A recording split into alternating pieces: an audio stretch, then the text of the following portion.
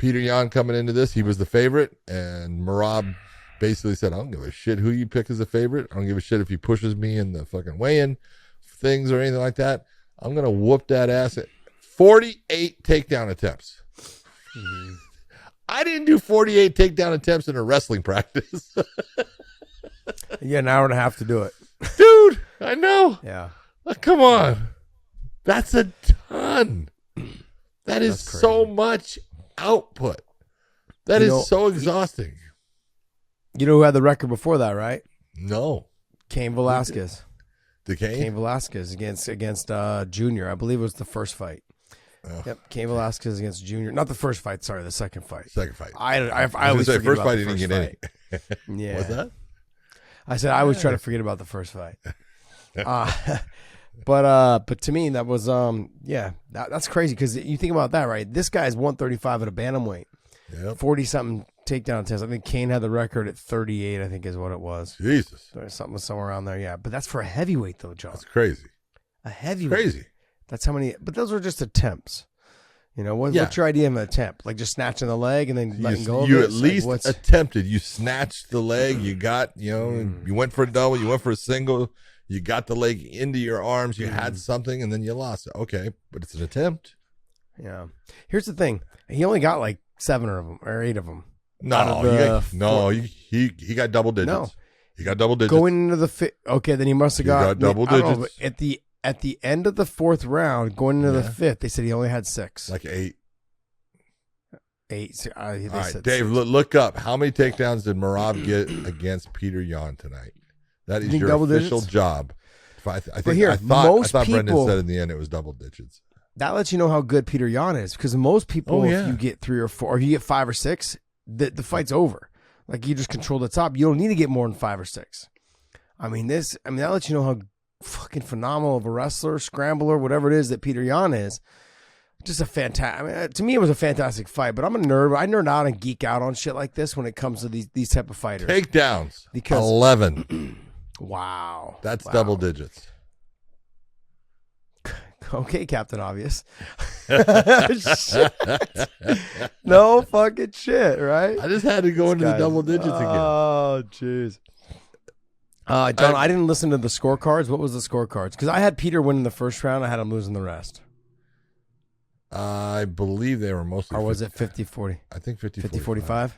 And wow. I didn't listen to it either. I heard one. I didn't listen to it. 50-45, yeah. Oh, wow. Across the board. Jeez, yeah. Because I had Peter winning the first round. I didn't. I had him getting zipped. Oh, wow. That's crazy. But the fight seems so much closer. It's so funny because Peter started off with the calf kicks. So Yan started off with the calf kicks, and then Merab started kicking, but Merab threw 3 or 4, and that changed the dynamic of the fight.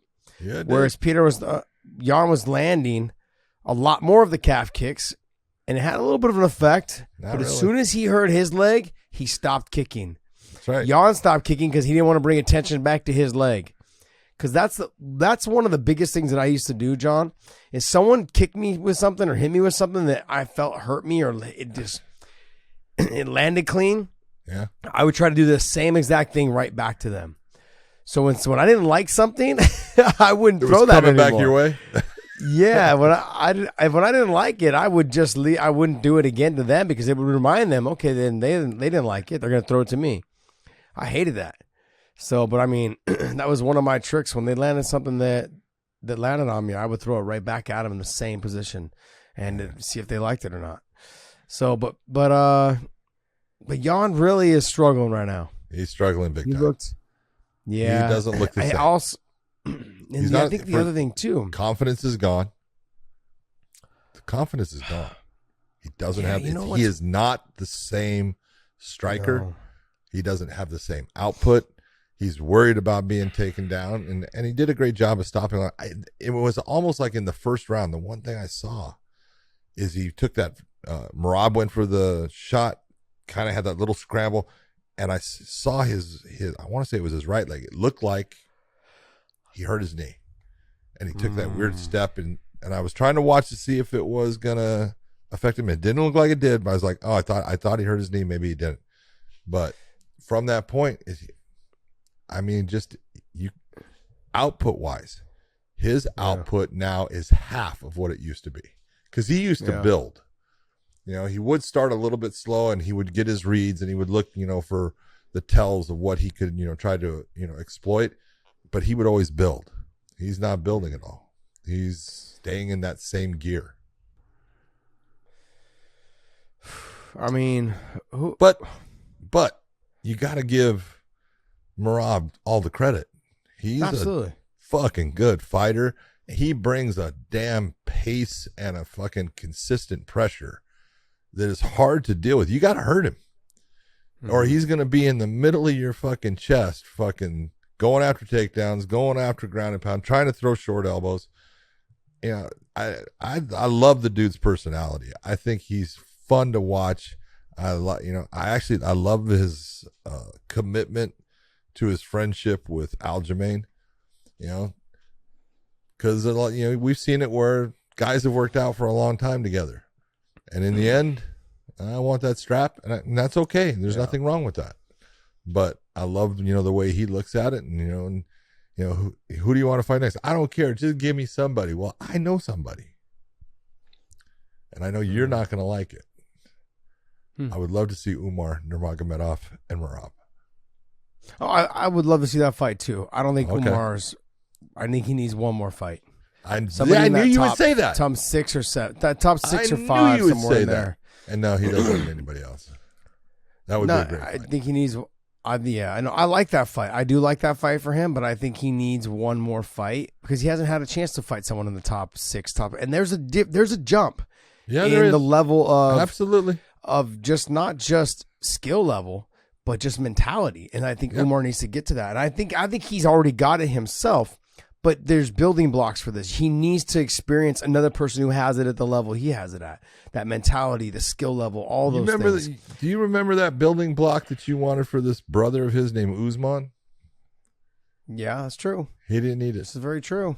Yeah. Yeah, he didn't get it. And I was actually very nervous for him, John. And this is my whole point with this. And I'm not saying I understand why you're saying it. But when you train the way they train and you train around the people that they train with, maybe you don't need those same things as much as someone else. Yeah, because when we sit down with them, we had a couple good interviews this week, but we sat down with one of them this week. And we sat down with Umar last week. He was up on our channel now. Yeah. Just the confidence. They know they have that. I say Kobe Bryant because Kobe Bryant has a video out where he talks about it's Mamba mentality. I'm working double the amount of times that other people are. So I'm not working twice as good, twice as hard as everybody else. There's something wrong. Well, because let's just say like in a year-long span, right? He would get up at 4, he'd work out for 2 hours, and he'd go back home, eat, shower, sleep. Get up again at 8, work out for 2 hours, go home, eat, shower, sleep. Do it again at say 2, eat, shower, sleep. Then do it again in the evening at like 8 o'clock for 2 hours. A lot of wasted shower, water, sleep, though, and then really, you got to eat, buddy. You got to shower, got to rinse off, but. He's like, if I did that for a year long, he's like, think about, I've gotten 2 more workouts in more so than the other people that I'm doubling. I'm twice as good as them within half the time. Within half the time, yeah, it makes sense. Yeah, I can be, and but I look at Umar, I look at Usman, I look at Islam, all of them.